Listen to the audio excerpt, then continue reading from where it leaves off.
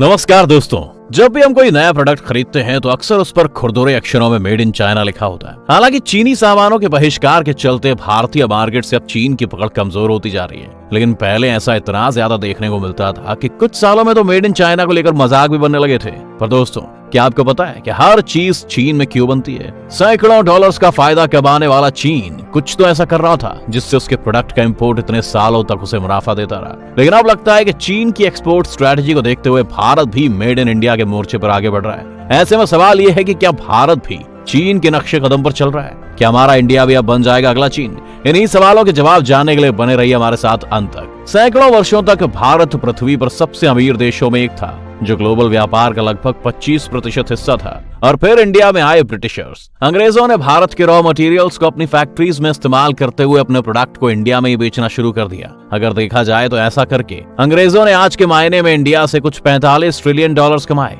अंग्रेजों के जाने के बाद इंडिया ने अपनी सरकार बनाई। वहीं चीन में भी कम्युनिस्ट पार्टी सत्ता में आ गई। दोनों देश वेस्टर्न देशों के साथ व्यापार करने से खतरा रहे थे, तो दोनों ने खुद का उत्पादन बनाकर खुद ही के बाजार में बेचना शुरू कर दिया। इंडिया और चाइना के लिए स्ट्रैटेजी बहुत अच्छी नहीं रही, पर Taiwan, Hong Kong, Singapore, south Korea जैसे देशों की इकोनॉमी में सुधार आ गया, जिसके बाद से देश ईस्ट एशियन टाइगर्स के नाम से पहचाने जाने लगे। 60 के दशक के अंत में उनके पास सस्ते लेबर थे, औद्योगिक जानकारी थी और उन्होंने टेक्नोलॉजी को खुले हाथों से अपनाया। बाजार में बिकने वाले जितने भी खिलौने और कपड़े थे, इन सब का प्रोडक्शन एशियन टाइगर देशों में होने लगा। मार्केट में एशियन टाइगर का दबदबा देखकर चीन भी छोटे छोटे कदम बढ़ाकर सिंगापुर से अच्छे उत्पाद की तकनीक सीखने लगा और वही तकनीक अपने देश की प्रोडक्शन फैक्ट्रीज में अपनाने लगा। 1978 में पीपुल्स रिपब्लिक ऑफ चाइना के नेता डेंग शियाओपिंग ने विदेशी कंपनियों को अपने देश में स्थापित करने की अनुमति देते हुए ओपन डोर पॉलिसी की घोषणा की। ओपन डोर पॉलिसी में चीन का सबसे बड़ा फायदा था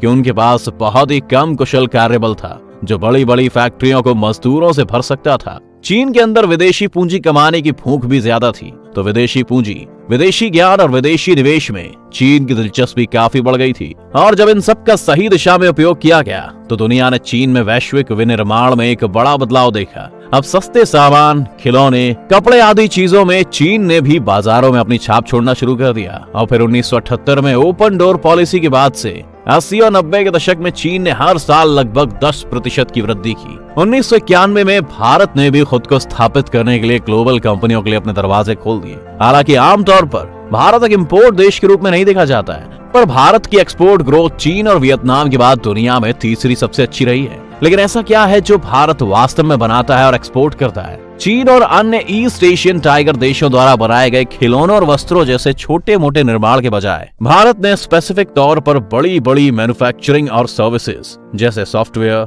बिजनेस प्रोसेस आउटसोर्सिंग और इंजीनियरिंग सामान पर ध्यान दिया है। इसने छोटे अपेक्षाकृत अंग्रेजी बोलने वाले सुशिक्षित अल्पसंख्यक के लिए नौकरियां और अवसर पैदा किए हैं। लेकिन जो पहले पीछे रह गए थे, उन्हें आज टेक्नोलॉजी की वजह से अपनी स्थिति को सुधारने का एक और मौका मिला है, क्योंकि अब कई मोबाइल ऐप की मदद से भारतीय व्यापारी लाखों रिटेलर्स तक पहुंच पा रहे हैं, जो 1.3 बिलियन उपभोक्ताओं की जरूरतों को पूरा कर रहे हैं। इन उत्पादों को बेचने वाले किराना स्टोर अब बेहतर खरीदारी तेजी से कर पा रहे हैं और बिना संघर्ष के क्रेडिट भी समय पर प्राप्त कर रहे हैं। एक और आर्थिक वृद्धि इलेक्ट्रिक कारों से लेकर टेक्सटाइल तक हर चीज को बनाने के लिए निर्माताओं को सरकारी सब्सिडी के रूप में आ रहा है। लेकिन इस बढ़ती अर्थव्यवस्था को और बेहतर बना सकती है भारत की बढ़ती आबादी, जो आने वाले दशकों में चीन से भी अधिक हो जाएगी। अगर अब भारत अपने आर्थिक विकास की दिशा में सावधानी से काम करता है तो अगले दशक में 500 मिलियन भारतीय मिडिल इनकम ग्रुप में प्रवेश कर लेंगे, जो दुनिया में कहीं भी मध्यम वर्ग में सबसे बड़ी वृद्धि होगी। जैसे जैसे भारत में मध्यम वर्ग बढ़ेगा, वैसे वैसे कार्य शक्ति भी बढ़ेगी।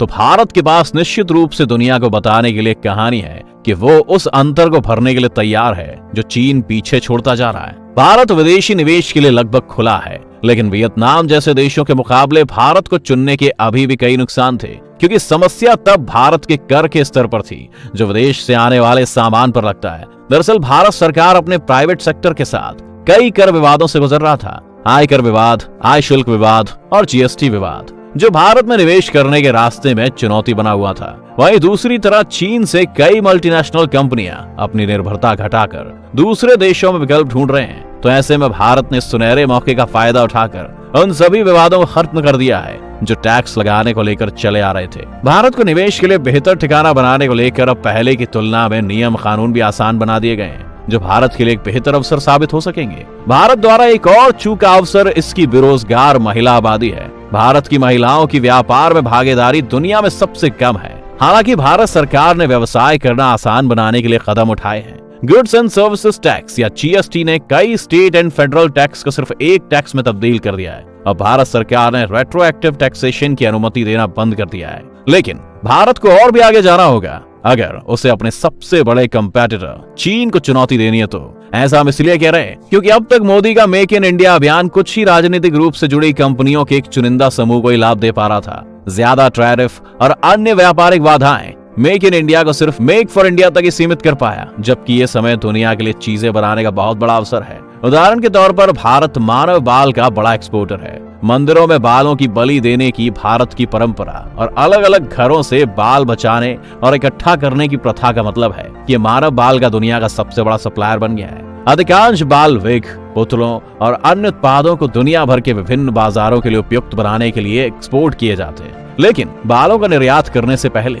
कंपनियों को मूल्य बढ़ाने और अपने व्यवसाय को बढ़ाने और इसे अंतर्राष्ट्रीय ग्राहकों के लिए उपयुक्त बनाने के लिए इसमें इंपोर्टेड उत्पादों का इस्तेमाल करने की आवश्यकता होती है। उदाहरण के लिए जब कंपनियां और अच्छे बाल बनाना चाहती हैं तो उन्हें कैराटिन जेल जैसे उत्पादों को इंपोर्ट करने की आवश्यकता होती है, एक तरह का प्रोटीन जेल जो इटली या चीन में बनाया जाता है, जिसे ग्राहक पसंद करते हैं। जब इस तरह के इंपोर्ट चलन में आते हैं तो छोटी फर्मों के विकास के लिए प्रक्रिया चैलेंजिंग हो जाती है। आप सोच रहे होंगे कि चीन या इटली से उत्पादों का इंपोर्ट करना कितना मुश्किल होता होगा, लेकिन अब तक इन इंपोर्ट चुनौतियों के अलावा इंपोर्ट टैक्सेस को आमतौर पर अधिक रखा जाता है। हालांकि पहले भारत की सरकार स्थानीय बिक्री बढ़ाना चाहती है, लेकिन भारत में बाल उद्योग अभी तक इतना विकसित नहीं है, इसलिए भारत की बाल बनाने वाली कंपनियों के लिए इंपोर्ट एक बड़ी आवश्यकता है।